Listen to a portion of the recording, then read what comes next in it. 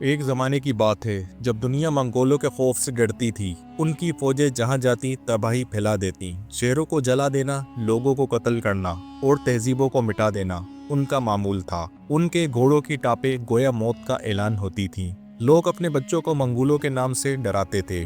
ان کا نام ہی کافی تھا کہ دلوں میں لرزہ طاری ہو جائے۔ اسی دور میں ایک چھوٹا سا خوشحال ملک نورستان تھا، جس کا بادشاہ سلطان فخر الدین نہایت عقلمند، نرم دل اور رعایا پرور انسان تھا۔ نورستان کی سرزمین زرخیز تھی، لوگ خوشحال تھے اور بادشاہ کی رعایا سے محبت ضرب المثل تھی۔ سلطان فخر الدین نہ صرف جنگی فنون میں ماہر تھا بلکہ علم و حکمت کا بھی دلدار تھا۔ بادشاہ نے اپنے ملک میں مدارس، کتب خانے اور درسگاہیں قائم کی تھی۔ رعایا اسے محبت سے بابا بادشاہ کہہ کر پکارتی تھی۔ وہ ایک حکمران تھا جس نے رعایا کے دلوں پر حکومت قائم کی ہوئی تھی۔ ایک دن بادشاہ کے دربار میں ایک گھوڑ سوار ہاپتا ہوا داخل ہوا۔ اس کے کپڑے گردآلود تھے، چہرے پر خوف نمایاں تھا۔ اس نے کہا، جہاں پناہ، منگولوں کی فوجیں قریبی علاقوں کو رونتی ہوئی نورستان کی طرف بڑھ رہی ہیں۔ یہ خبر سنتے ہی دربار میں سناٹا چھا گیا۔ وزراء نے ایک دوسرے کی طرف دیکھا، خوف کی ایک لہر پورے محل میں دوڑ گئی۔ وزیر جنگ نے کہا، جہاں پناہ، ہمیں فوراً قلعے بند ہو جانا چاہیے، فوج تیار کی جائے۔ یہ منگول کسی سے رحم نہیں کرتے۔ سلطان فخر الدین نے گہری سانس لی۔ اس کی آنکھوں میں فکر تھی لیکن چہرے پر سکون۔ اس نے کہا، جنگ آخری حل ہے، پہلے عقل سے کام لینا چاہیے۔ بادشاہ نے اپنے جاسوس روانہ کیے تاکہ منگولوں کی تعداد اور ارادوں کا پتہ لگایا جا سکے۔ چند دن بعد جاسوسوں نے خبر دی کہ منگولوں کی قیادت جنرل توران خان کر رہا ہے، جو نہایت ظالم اور جنگجو مشہور ہے۔ سلطان فخر الدین نے ایک عجیب فیصلہ کیا۔ اس نے توران خان کو امن کا پیغام بھیجنے کا ارادہ کیا۔ وزراء حیران تھے، یہ تو خودکشی ہے۔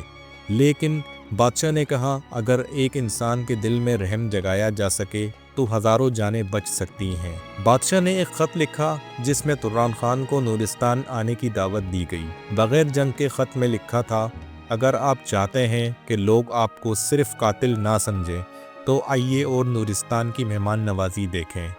یہاں آپ کو وہ عزت ملے گی جو شاید کسی میدان جنگ میں نہ ملے۔ توران خان کو خط ملا تو وہ غصے میں آگ بگولا ہو گیا۔ یہ بادشاہ مجھے نصیحت کر رہا ہے۔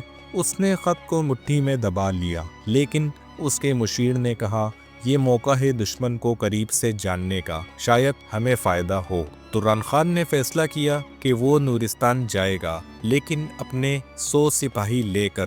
اس نے کہا، اگر یہ جال ہے تو ہم تیار ہوں گے، اگر یہ عزت ہے تو ہم دیکھیں گے۔ نورستان میں بادشاہ نے اس کے استقبال کے لیے شہر کو سجایا اور عام لوگوں کو امن کا پیغام دیا۔ اس نے کہا، ہم دشمن کو دشمن نہ سمجھیں بلکہ انسان سمجھیں، شاید وہ بھی انسانیت کو پہچان لے۔ جب توران خان شہر میں داخل ہوا تو حیران رہ گیا۔ نہ کوئی خوف، نہ کوئی نفرت، صرف محبت اور عزت۔ لوگ گھروں سے نکل کر پھول نشاور کر رہے تھے، بچے خوشی سے نعرے لگا رہے تھے، عورتیں دعائیں دے رہی تھیں۔ بادشاہ نے توران خان کو محل میں خوش آمدید کہا اور اس کے لیے خاص ضیافت کا انتظام کیا۔ توران خان نے کہا، تم جانتے ہو کہ میں تمہارا دشمن ہوں، پھر بھی یہ عزت۔ بادشاہ نے مسکرا کر جواب دیا، انسانیت دشمن سے بڑی ہے۔ رات کو ضیافت میں بادشاہ نے توران خان کو نورستان کی تاریخ، ثقافت اور عوام کی محبت کے قصے سنائے۔ توران خان سنتا رہا اور اس کے دل میں ایک عجیب سی بے چینی پیدا ہونے لگی۔ وہ سوچنے لگا، یہ لوگ اتنے پرسکون کیسے ہیں؟ کیا یہ ڈرتے نہیں؟ اگلے دن بادشاہ نے توران خان کو شہر کی سیر کرائی۔ ہر طرف خوشی، امن اور محبت کا ماحول تھا۔ توران خان نے ایک بچے کو دیکھا جو اس کے گھوڑے کو پانی پلا رہا تھا۔ وہ حیران ہوا، یہ لوگ مجھ سے نفرت کیوں نہیں کرتے؟ بادشاہ نے کہا، نفرت سے صرف نفرت جنم لیتی ہے، ہم محبت سے دشمن کو بھی دوست بنا سکتے ہیں۔ توران خان نے بادشاہ سے کہا، تمہیں معلوم ہے کہ میں تمہیں قتل کر سکتا ہوں۔ بادشاہ نے کہا، اگر میری موت سے تمہارا دل بدل جائے تو یہ قربانی بھی قبول ہے۔ توران خان خاموش ہو گیا۔ اس نے پہلی بار کسی دشمن کو اتنا بہادر اور نرم دل دیکھا تھا۔ رات کو توران خان نے اپنے خیمے میں سوچا، کیا میں واقعی صرف تباہی کے لیے پیدا ہوا ہوں؟ اس نے اپنے ماضی کو یاد کیا۔ بچپن میں اس کے والد एक जंग में मारे गए थे। माँ ने उसे सख्ती से पाला और बचपन में ही उसे सिखाया गया कि दुनिया जालिम है और ताकत ही सब कुछ है। वो जवान हुआ तो मंगोल फौज में शामिल हो गया, लेकिन इस बहादुरी के पीछे एक खालीपन था, एक ऐसी खला जो कभी पुर ना हो सका। नूरिस्तान में उसने कुछ ऐसा देखा जो उसने कभी महसूस ना किया था। इज्जत, मोहब्बत, अमन और सबसे बढ़कर इंसानियत। सुबह हुई तो तुर्रान खान ने अपने सिपाहियों को जमा किया। उनके चेहरों पर सवाल थे, वो जानना चाहते थे कि अब क्या हुक्म है। तुर्रान खान ने गहरी सांस ली और कहा, हम नूरिस्तान पर हमला नहीं करेंगे, हम यहाँ से अमन लेकर जाएंगे। सिपाही हैरान थे। कुछ ने एतराज़ किया, जनरल, ये हमारी रिवायत के खिलाफ है, हमने कभी दुश्मन को बख्शा नहीं। तुर्रान खान ने कहा, ये दुश्मन नहीं, ये इंसान है और हम भी इंसान हैं। बादशाह ने तुर्रान खान को महल में बुलाया। उसने कहा, तुमने वो रास्ता चुना जो मुश्किल था लेकिन सही था। फिर उसने तुर्रान खान को एक संदूक तोहफे में दिया जिसमें नूरिस्तान के बुजुर्गों की तालीमात दर्ज थीं। तुर्रान खान ने वो संदूक अपने दिल में लगा लिया। उसने कहा, ये मेरी ज़िंदगी का नया आगाज़ है। वापस के सफ़र में वो खामोश रहा। उसने अपने सिपाहियों से कहा, अब हम सिर्फ जंगजू नहीं, हम अमन के सफ़ीर हैं। जब वो अपने मुल्क पहुंचा तो उसने सबसे पहले अपने बादशाह को ख़त लिखा जिसमें नूरिस्तान की मेहमान नवाजी और हिकमत का जिक्र किया। उसने फ़ौज को तहलील करने का ऐलान किया। सब हैरान रह गए।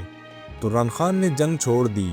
उसने एक छोटा सा मदरसा कायम किया जहां वो बच्चों को अमन, मोहब्बत और हिकमत सिखाने लगा। वो नूरिस्तान की किताबों को तर्जुमा करवा कर अपने मुल्क में फैलाने लगा। कई साल गुजर गए। तुर्रान खान अब एक बुजुर्ग बन चुका था। उसके चेहरे पर सुकून था। वो अक्सर शागिर्दों को नूरिस्तान के किस्से सुनाता, बादशाह फखरुद्दीन की हुकूमत और रियाया की मोहब्बत के वाक़ियात बयान करता। आखिरकार वो दोबारा नूरिस्तान लौटा।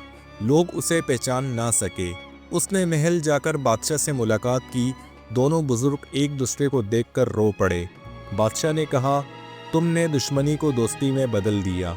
तुर्रान खान नूरिस्तान में रहने लगा। वो अब बाबा तुर्रान कहलाने लगे। उसकी ज़िंदगी का सबक आज भी जिंदा है। अगर दिलों को फतह करना है तो तलवार नहीं, मोहब्बत का रास्ता इख्तियार करो, क्योंकि दुश्मनी ख़त्म हो सकती है लेकिन इंसानियत हमेशा ज़िंदा रहती है। प्यारे दोस्तों, उम्मीद करता हूँ आपको आज की स्टोरी ज़रूर पसंद आई होगी। अगर आपको ये स्टोरी पसंद आई है तो अपनी राय का इज़हार कमेंट्स में ज़रूर कीजिएगा और हमारे इस चैनल को सब्सक्राइब भी कर दीजिएगा। आपका ये वीडियो देखने का बहुत बहुत शुक्रिया।